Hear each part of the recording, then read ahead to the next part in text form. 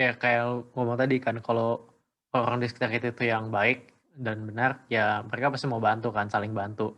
Dan itulah makanya kita juga harus Mhm, lebih pilih-pilih gitu, dengan orang-orang yang di sekitar kita gitu.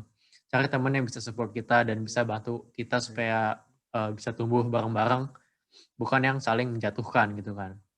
Di mhm, buku Think and Grow Rich juga ada yang mhm, namanya mastermind group. Jadi, ya, kalau kita mau menghasilkan sesuatu yang besar, kita nggak harus jadi paling pintar, tapi kita bisa kumpulin orang-orang yang pintar, yang lebih punya skill-skill yang berguna, dan kita gabungin jadi mastermind group.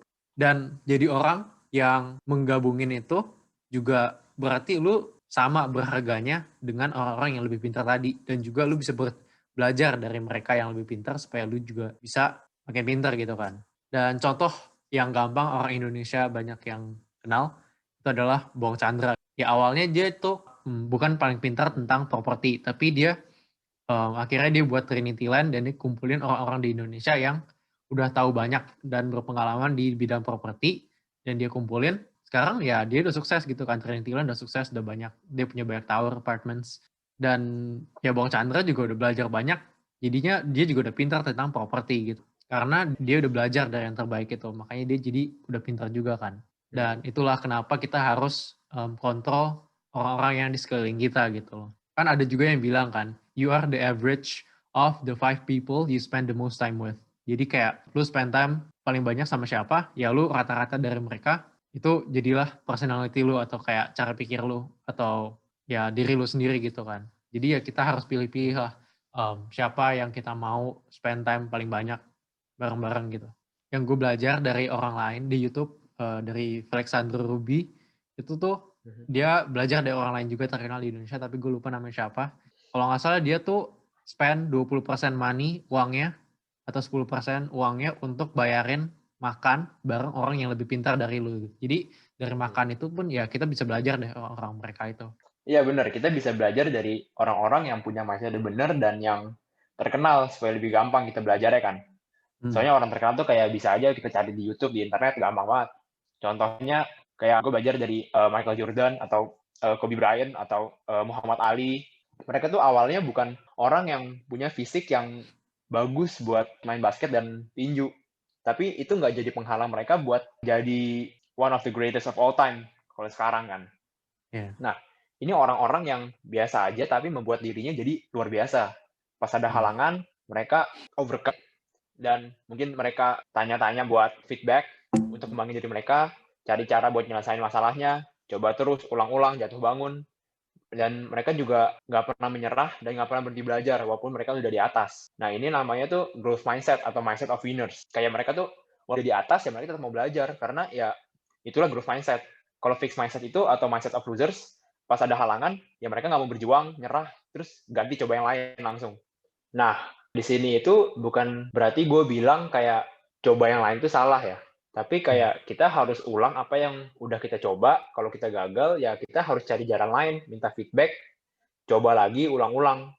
Jangan kayak baru pertama coba, terus gagal, terus kita langsung ganti gitu. Ya itu namanya kita belum effort yang maksimal, tapi udah langsung ganti.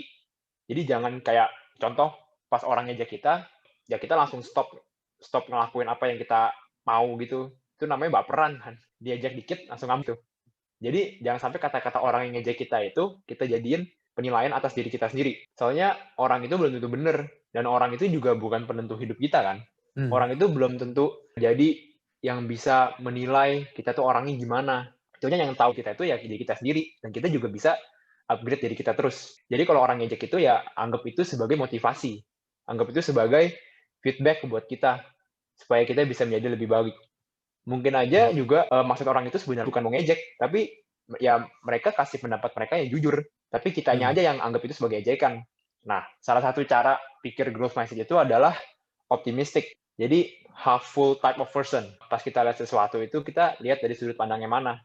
Kita lihat itu sebagai ejekan atau honest feedback. Kita lihat itu sebagai kegagalan atau pembelajaran. Kita lihat itu sebagai, tantangan untuk kita maju atau halangan kita mundur. Jadi di mindset ini yang kedua itu adalah gimana lu melihat suatu keadaan. Lu lihat botol atau gelas itu half full atau half empty. Terus lu lihat suatu keadaan itu dari sisi baiknya atau sisi buruknya, optimis atau pesimis. Oke. Ya itu penting ya, jadi growth mindset and fixed mindset. Kalau growth mindset selalu terus mau tumbuh, mau jadi lebih baik. Tapi kalau fixed mindset ya udah segitu-gitu aja, malah nggak mau bertumbuh lagi gitu kan. Yang pasti kita harus punya growth mindset supaya kita terus jadi lebih baik kan. Terus tumbuh dan gak gampang menyerah. Bisa belajar dari orang juga dan terima feedback orang lain. Oke mantap. Jadi itulah mindset ya. Di episode ini kita udah belajar kalau pikiran itu kita penting, kalau kita kepikir baru bisa terjadi. Habis itu kita juga bisa kontrol apa yang di pikiran kita kan. Kayak kalau kita pikir kita bisa, ya berarti kita bisa. Kalau enggak, ya enggak. Kita juga bisa ubah cara pikir kita dengan cara pakai auto suggestion. Kita ulang-ulang terus tiap hari kita mau mikir kayak gimana sampai kita sendiri itu percaya kalau itu tuh benar dan jadi pola pikir kita sendiri. Terus ada juga yang namanya mastermind group. Jadi kita bisa belajar dari orang lain, kita kelilingi diri kita dengan orang-orang yang lebih pintar atau lebih baik dari diri kita, dan kita bisa belajar dari mereka supaya kita bisa lebih baik dan tumbuh bareng-bareng. Terus ada juga growth mindset tadi. Jadi kita harus tetap mau untuk selalu menjadi lebih baik.